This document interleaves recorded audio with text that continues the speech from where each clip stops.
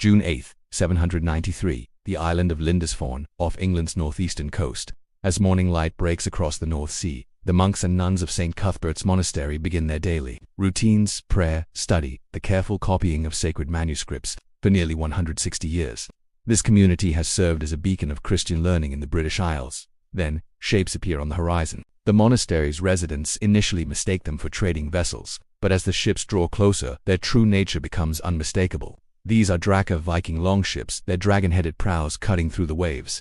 Each vessel carries 30 to 40 Norse warriors, armed and ready for plunder.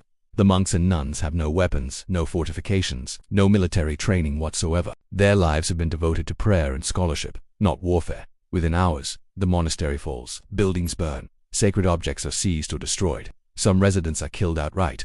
Others face a different fate entirely. They are bound, dragged to the waiting ships, and taken as captives into an unknown world. The attack on Lindisfarne sent shockwaves through Christian Europe. The Anglo-Saxon Chronicle recorded the event with visible horror, describing terrible portents in the sky and the destruction of God's church through plunder and slaughter. Alcuin of York, an English scholar serving at Charlemagne's court, wrote letters expressing his shock that such a sacred place could fall to pagan raiders. But this was only the beginning. To understand why Viking raiders targeted monasteries with such frequency, we need to examine the broader context of Norse expansion. Between roughly 790 and 1066, Scandinavian seafaring peoples from Norway, Denmark, and Sweden launched campaigns that reached from Russia to North America. Their motivations were complex and varied: growing populations in Scandinavia, advances in shipbuilding technology, political upheaval at home, and the pursuit of wealth and glory abroad. Monasteries presented irresistible targets for several reasons. First, they were wealthy. Centuries of donations from nobility had filled these religious houses with gold, silver, jeweled relics, and precious manuscripts. To Norse raiders, these weren't sacred objects but valuable commodities, metal to be melted down and jewels to be traded. Second, monasteries were typically isolated, built near rivers and coastlines for access to water and trade routes. They stood far from the armies that might defend them. Third, their residents had taken vows of poverty and non-violence. A monastery might hold immense wealth while remaining utterly defenseless. The Vikings didn't simply destroy everything they found. Slavery was central to Norse society and economics, making captives almost as valuable as gold. Those young and strong enough to work were taken alive. To grasp what awaited these captives, we must understand the Norse social structure.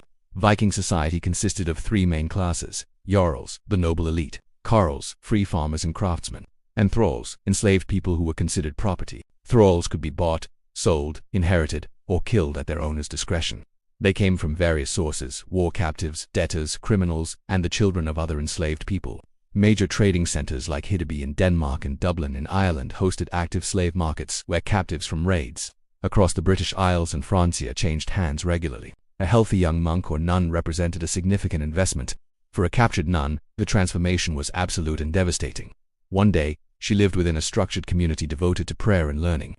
The next, she found herself aboard a longship, stripped of her religious identity and thrust into a world where her language, faith, and very sense of self meant nothing. Her vows of poverty became meaningless. Her vow of chastity became impossible to defend. In the monastery, she had been part of a spiritual family bound by shared purpose. As a thrall, she was utterly alone, reduced to someone's possession. The Norse didn't view slavery as morally problematic. It was an accepted institution, woven into the fabric of daily life. A thrall had no legal rights and no protection against cruelty. The master's authority was absolute. Female slaves, especially foreign captives, occupied the most vulnerable position of all. They performed grueling labor, grinding grain, hauling water, tending livestock, weaving cloth, cooking, and serving in their master's household. Punishment for defiance came swiftly. Escape was nearly impossible. A foreign woman stood out instantly in rural Scandinavia, unable to speak the language or navigate the landscape. But the deepest horror lay in the complete loss of bodily autonomy, a reality we'll explore in the second part of this examination.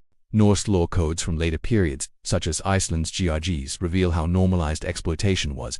Relationships between free men and enslaved women weren't merely tolerated, they were legally recognized. If a master fathered a child with an enslaved woman and chose to acknowledge it, that child was born free. This created a grim incentive structure. For Christian nuns, women who had dedicated themselves to spiritual purity, this represented the ultimate violation. Their bodies, which they had consecrated to God, became commodities. Yet not all stories ended in perpetual servitude. Genetic studies of Iceland's population reveal that much of the island's maternal ancestry traces back to the British Isles. DNA evidence shows that many women brought from Britain and Ireland during the 9th century became part of Norse settlements. Some remained enslaved. Others became concubines or wives. Over generations, some integrated into Norse society. Their children born free, their origins gradually fading from memory. The Norse sagas occasionally mention foreign women among ancestors, though rarely explaining how they arrived. These genetic traces remind us that behind every historical statistic lies a human being whose world was violently uprooted and who survived by adapting to circumstances we can barely imagine.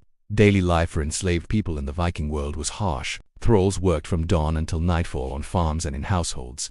They had no rest days, no property, no control over their own time or bodies. Women faced additional burdens: spinning wool, weaving, childcare, and cooking, all while serving at their master's pleasure. The degree of suffering depended entirely on the master's temperament. Some were pragmatic, ensuring their slaves received adequate food and shelter to maintain their working capacity.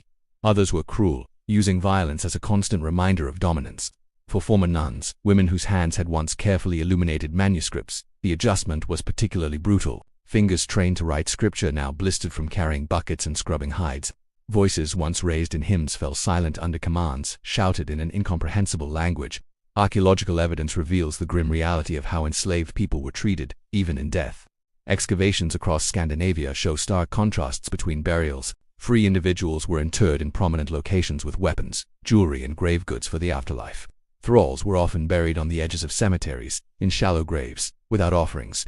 Some skeletons show signs of violence: broken bones, cut marks, bound limbs. One of the most disturbing accounts comes from Ahmad ibn Fadlan, an Arab diplomat who witnessed a Viking chieftain's funeral on the Volga River in 921.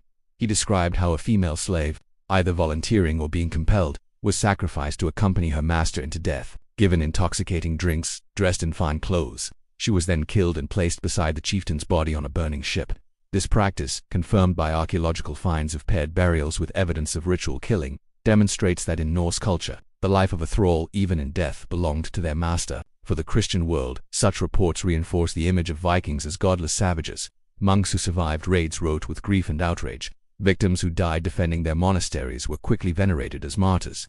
Female captives presented a theological dilemma. The church valued chastity above all, but what of nuns violated in captivity? Most theologians concluded they remained spiritually pure, unwilling victims who bore their suffering like Christ bore the cross. Yet within this darkness, some fragments of resistance survived. As Viking settlements became more permanent and contact with Christian Europe increased, enslaved Christians began introducing elements of their faith. Simple crosses carved from bone or amber appear in Norse graves long before Scandinavia's official conversion. Christian captives, including former monks and nuns, likely played quiet but crucial roles in this gradual transformation through whispered prayers and small acts of faith.